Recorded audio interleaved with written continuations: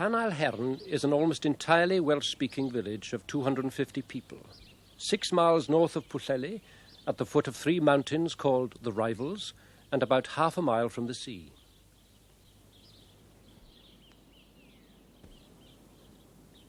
Dr. Carl Close came here 4 years ago as general practitioner, and he started the Antur, a village cooperative. I was working in Christie Hospital Radium Institute in Manchester doing a postgraduate degree in radiation therapy. At that time I had one child, David. My mother was Welsh. I had a feeling for Wales. While at university I'd learnt Welsh as a second language.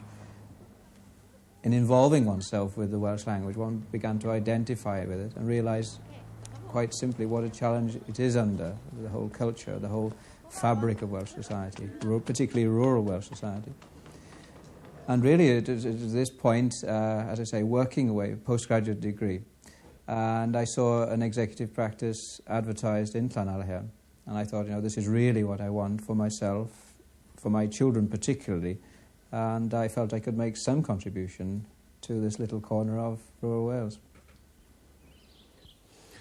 When I first came to llanaelhaearn, I'd only been here, 6 months when the quarry closed, the quarry in Trevor closed. This was one of the largest employers in the area. About the same time, the bus service to Llysfaen stopped. 2 butchers disappeared. There was no other butcher remaining in the whole of the area I cover. This really brought home to you that the area was in decline, and really unless somebody did something about it, the decline would be irreversible. It doesn't take much imagination to see that if that decline continued, the future of llanaelhaearn would be non-existent. I knew very little about llanaelhaearn. Obviously, I knew it existed. I'd been through the place several times, but I was really thrown in the deep end from involvement point of view. I think it was only some 3 weeks I'd been here when there was a meeting in the village, the parents, to fight the intention of the Education Authority in Carnarvon to close the village school. At that time there was something like 27 children in the school, and the Education Authority had adopted the Gittins recommendations of closing every school with less than 50 children, a free teacher school.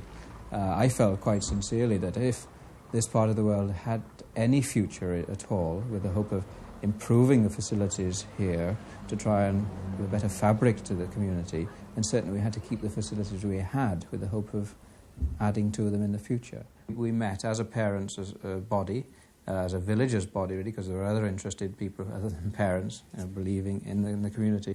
We sent a petition around which was signed by everybody in the area who was interested in what we were trying to do. We went down to the Education Authority meetings and we lobbied them constantly until, quite honestly, they probably heard more than enough about llanaelhaearn. The battle, of course, after, a hard fight, 18 months, was a successful one. And indeed, this in itself, I think, changed attitudes of a lot of people in the village. We started making inquiries and we found out that they were intending to appoint somebody else from the other end of the county, approaching retirement age. We felt, in fairness, that having decided to keep the school open, they should advertise the post. And obviously, we would hope to get an applicant, somebody young, who was going to make his career in the village, in the school. And again, we pressurised the local education authority into advertising the post. We had 36 applicants, in fact, which, of course, proved our point that there was a lot of interest in the village. And I think as a result we've got an excellent young headmaster, and I'm sure he's with us to stay. Indeed, the new headmaster, Mr. Roberts, has been pressing, once he became headmaster, for improvement of facilities in the school, things which I think most schools are accepted as routine, normal by now. And the Education Authority have allocated a substantial sum of money to virtually rebuild the school within the framework that exists. The tenders are in fact out at the moment, and we're looking forward to seeing work commence this summer. Having won the battle to keep the school, obviously this in itself engendered a new feeling, a new spirit in the village, that it was possible to do something to help ourselves, as it were. And it seemed a shame, having met for literally, 18 months, every week, every month, in that period, that we couldn't use this spirit that we found to, well, further other causes in the village. And really it was with this in mind that myself and another villager, Emrys Williams, went along to Cape Clear Island, or Clara as they call it, in West Cork in the Irish Republic, to study a cooperative movement which had had a considerable amount of success in encouraging work to the island. They had brought electricity to the island, they had brought water to every house on the island, and when we were leaving there after spending a week studying the cooperative, there were 2 purpose-built factories there ready for occupation. And really inspired by what they'd done, we put our ideas to the Villagers Society, Cymdeithas Pentrefwyr. We told them what we had studied, what we had seen, and that we thought that this was the answer to our problems in llanaelhaearn. And everybody agreed, and we set up a working committee to set the thing up. And that's how the Antur came into being. Antur as a word means sort of venture. The first step in this venture was to provide work for the married women with children, and the Antur started a small knitting unit in this caravan. Then a pottery was set up in Carl's garage, and it now has plans to build a small factory for producing Welsh fancy goods.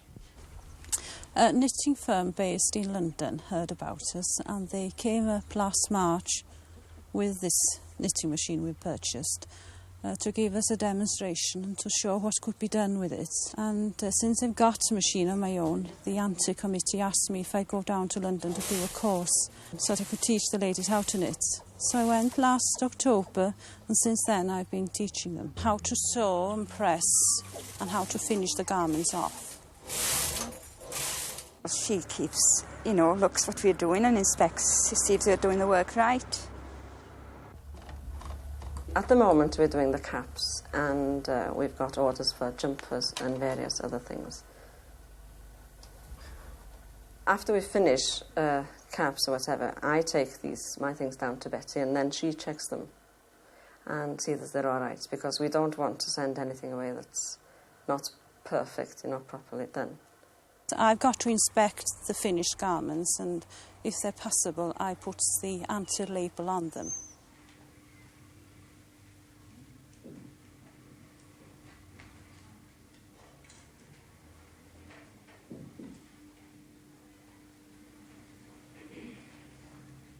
Emrys Williams, a relative newcomer to the village. He and Rose have 2 daughters, Joy and Sylvia, who are both very talented artists. They're both at college in Liverpool, and we felt it was a good idea to publish our own Christmas cards.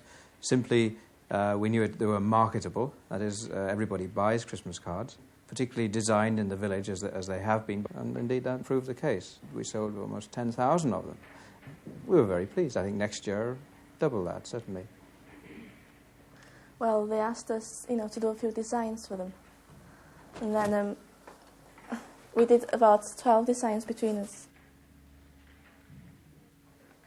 Well, they chose one, Joy did a long one like this. And I did one of the church. And they seemed to prefer that one, because it's to do with the village. And 2 little children. And they seemed to like that one, so they picked those 3.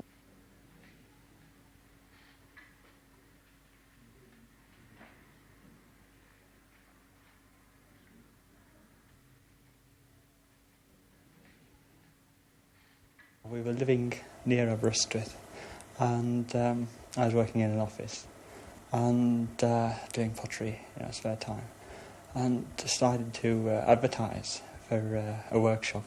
Craftsman potter requires workshop and living accommodation, and that was when Carl got in touch with me. So I came up, last spring it was, to have a chat to him and meet some of the committee members. I sort of wrote a formal letter of application to them. Went and met the whole committee, and it was then they decided that I was the sort of person to come. Moved just before June and set up then. The business is going very well. Got plenty of orders, almost too many orders at the moment, and we're hoping to have someone else coming in to help fairly soon. They'll be mainly concerned with the moulded stuff. I'll be sort of carrying on making the figures and things like this. my grandmother used to live around here. Her father used to work in the quarries nearby. I was born in Liverpool. Both my sort of parents spoke Welsh. They didn't teach me any, unfortunately, so I had to sort of learn the hard way. That's the way it goes.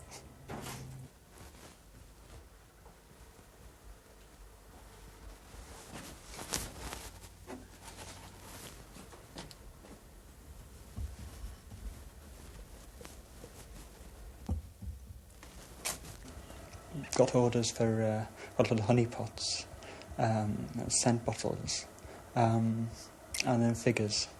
These are what we call them pobl ni, which is roughly translated as our people.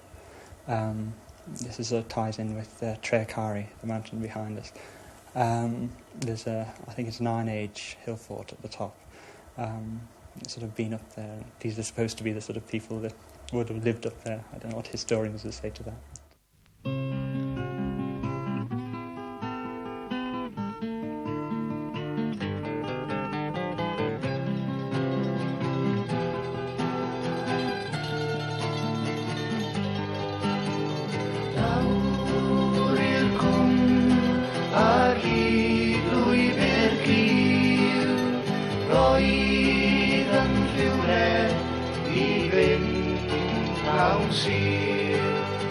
Gyrraedd yn gwaelod ffeimio'r hedyn a'r coed, ac adlan y môr a fi yma'r ioed.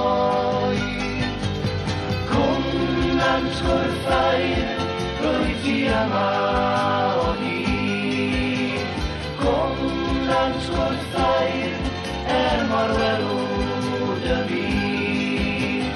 Cwnant gwrthair, rwyt ti'n annwyl i mi.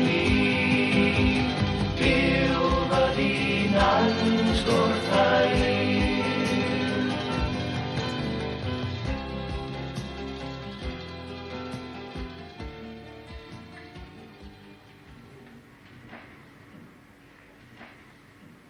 Stefan's pots are sold with dried flowers, which Carl's wife, Dorothy, buys and arranges. I get quite involved because the house is sort of the centre with Carl being here and the pottery in the garage. So, and I'm here most of the day, so I deal with things that come through the house. General dog's body, running messages for people. Sort of a link person, perhaps, but nothing like the amount of work put in by the others, of course.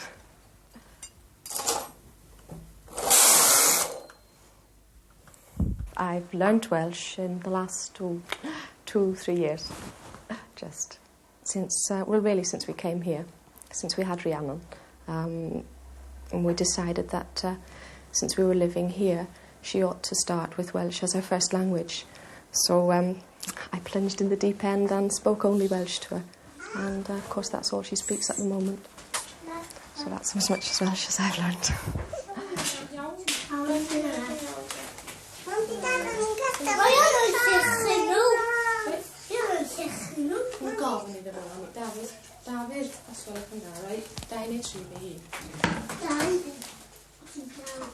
This area is excellent. The whole plan is very good so far. I'm not too pleased about the window space or the actual windows they're showing over here. Mr. Rowe is a Birmingham industrialist who read about the Antur in his local newspaper and contacted Carl with a view to opening a small factory in llanaelhaearn, which would employ only people provided by the Antur. In the roof. I'm hoping to put an additional lock-up shed out here to take gas, to take colour gas, because obviously we haven't town gas in this area. No. We might eventually go on to electrical firing, but we'll have to wait and see. This is out to tender now, and they're hoping... The Antur had bought a small piece of land on which planning permission for houses had hitherto been refused to a private individual. When the Antur applied for permission to build a small factory unit, it was granted. Oh, I think it'll be a big help. It'll be a big boost for the area, I'm sure. It will certainly. Well, we're looking to this as a pointer to the future that we can do it possibly in other areas, and we hope to draw fully on your experience to help us out here. There are 14 holiday homes within the area covered by Antur Aelhaearn. That is the electoral village of llanaelhaearn. they contribute minimally to the community. I don't think I've seen any of the holiday home residents present within the village since before Christmas. Tai Gwynedd, which basically is a housing association, bought the house in the middle of the village recently, and it has improved it with, of course, with the aid of local government grants, and has made an excellent home for it for a young local couple with 2 children. A house only a quarter of a mile from the village came on the market, and in fact the Antur at that time was thinking of buying it, and we looked to a local draftsman to give his impressions on the house as a mark of its standard quality, a good buy or not, and he in fact fell for it, and we persuaded him to buy it. So in that sense we got a holiday home back, and we also got a very energetic young family living with us. Now you walk up the road and there's always a light and there's always a welcome, and really this is something you can't put into words, something you can't express. I've lived here for most of my life, and all of the young people nearly have moved away. You know, the ones who were in school with me, they've moved away to different parts of England and some to Wales. But I hope they'll come back, you know. I can't think of no better place to live in than here. I think this is the first example in rural Wales where, you know, the community as a whole has gone to try and create the problem of trying to reverse the process of depopulation. Many people are very pessimistic, you know, but as time goes on now and it's getting better, they get more optimistic all the time, because I'm very optimistic about it, you know. I feel it's a very good thing and it'll work out all right by the end, you know. I think it's a very good idea, yes, and I'm all for it. And I hope, it just keeps on going from strength to strength. In my opinion, it is politically motivated, in as much that there's no English person involved in this Antur at all. It is a pity, because there are quite a lot of English-speaking people that have made their roots in this village, and they have nothing at all to do with it. It is a pity. I think this is a warning to Dr. Clowes, because people know that he is a very strong supporter of Plaid Cymru. And I think he better pay a lot of attention to the fact of identifying Antur with Plaid Cymru in particular. Antur is for the people of llanaelhaearn. It's for no other district, but it's for llanaelhaearn. Yes. Plaid Cymru is for Wales. Is that such a bad thing? We're in Wales. It may come to the point where Plaid Cymru may use Dr. Clowes and the Antur to further their power. And if you read the brochure regarding the membership of the Antur, it definitely says non-political. Yes. And that, I think, should have been underlined from the beginning. But it is. It's implicit in... Yes, but people, you see, you have got people in the village saying but now... uncomprehending people, Oh, no. Uncomprehending. They are entitled to their Yes, opinion. yes. And this is the danger on the part of the doctor, that he may lead himself into, or his activities in Antur may lead him into identification with Plaid Cymru or the Labour Party or things like that. Yes. Now this is for the village, for the people of the village. The village, yes. Plaid Cymru is for Wales, and as I say, it takes someone like Dr. Clowes to come in to produce they're producing work within a year. It's absolutely fantastic, the amount of work that has been done by the Antur, and therefore this can only be good. And I would still cross swords with the people who would criticise Dr. Clowes for his connection with Plaid Cymru, because I see no evidence of that. No. The meetings are non-political, and we are delighted that it is so. The Antur is what we as a village want to make it. In no sense is it party political. Obviously it must be political. Politics as such means involvement in the community and trying to strive for something better for that community. That is what we are doing, and I think that's what we are succeeding in doing. but in no sense whatsoever is it party political. No, I couldn't accept that at all. Nantsk Aelhaearn is an old quarrying village about 2 miles from here. It's empty now, and I think in many ways that reflects the situation in Llŷn.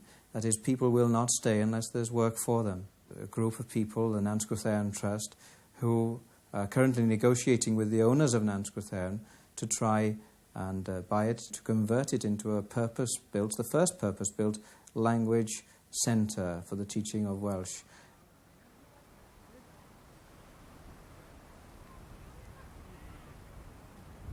We frequently, of course, go down to Nantsk Aelhaearn, both myself and the family, and Llanaelhaearn Mai, as we call him, often comes down with us, and I must say I always find it very interesting.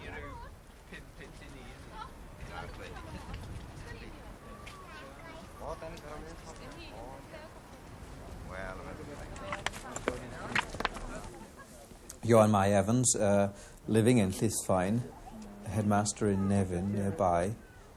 He was a natural to be a part of the Nantsk Aelhaearn scheme, the scheme to develop a college in Nantsk Aelhaearn, simply because he's so intimately involved in Nantsk Aelhaearn. He knows the history of the place backwards.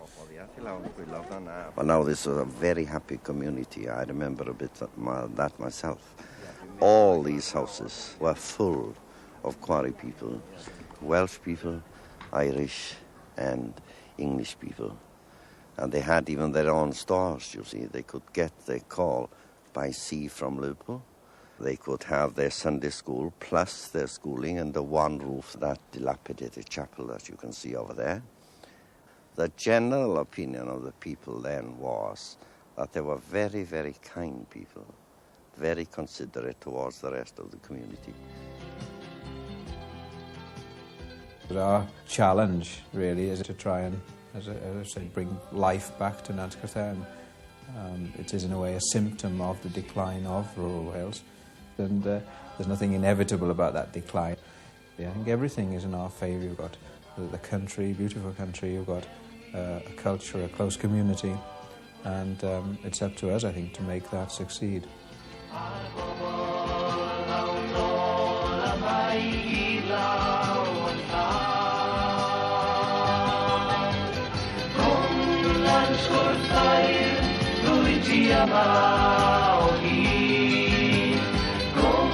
Nantsk Aelhaearn.